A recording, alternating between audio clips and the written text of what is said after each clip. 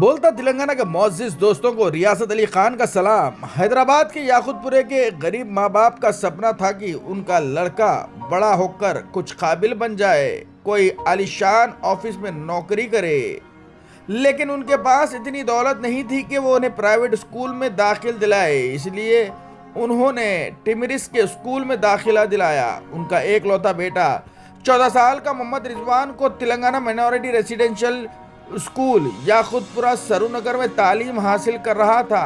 نہ تو وہ بیمار تھا نہ کمزور تھا، ہوشیار، صحت مند اور کھیل کود میں سب سے آگے۔ مگر ایک دن ایک خبر آتی ہے جس نے ایک گھر کا چراغ کو ہمیشہ کے لیے بجھا دیا۔ رضوان کو اچانک انتقال ہو گیا۔ ایک معصوم جس کا مستقبل چمک رہا تھا، وہ اسکول کی دیواروں میں کہیں کھو گیا۔ ماں باپ دوڑ کر اسکول پہنچے، سوال کیا ہمارا بیٹا کیسے مرا، مگر اسکول انتظامیہ خاموش رہا۔ ان کے پاس کوئی جواب نہیں تھا۔ پھر ماں باپ نے کہا کہ سی سی ٹی وی فوٹیج کو کھنگالا جائے اور اس کی وجہ معلوم کی جائے، لیکن انہوں نے صاف کہہ دیا ہمارے پاس سی سی ٹی وی فوٹیج ہی نہیں ہے۔ سوچئے، ایک ریزیڈنشل اسکول جہاں بچہ دن رات رہتا ہے، وہاں سیکیورٹی کا اتنا برا حال کیوں ہے؟ کون ہے ذمہ دار؟ اس کا جواب اب کون دے گا؟ ان ماں باپ کو اس معصوم کی موت کا انصاف کون دلائے گا؟ لیکن موقع واردات پر پہنچے امجد اللہ خان نے آواز اٹھائی۔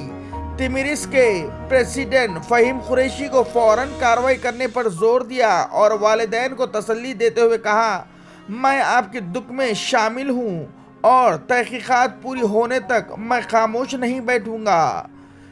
سب سے بڑا افسوس کی بات یہ ہے کہ نہ تو ٹیمرس کے چیئرمین فہیم قریشی اور نہ ہی کوئی ملازم ٹیمرس کی طرف سے اس گھر پر پہنچا اور نہ ہی کوئی ایکس گریشیا کے لیے آواز اٹھایا۔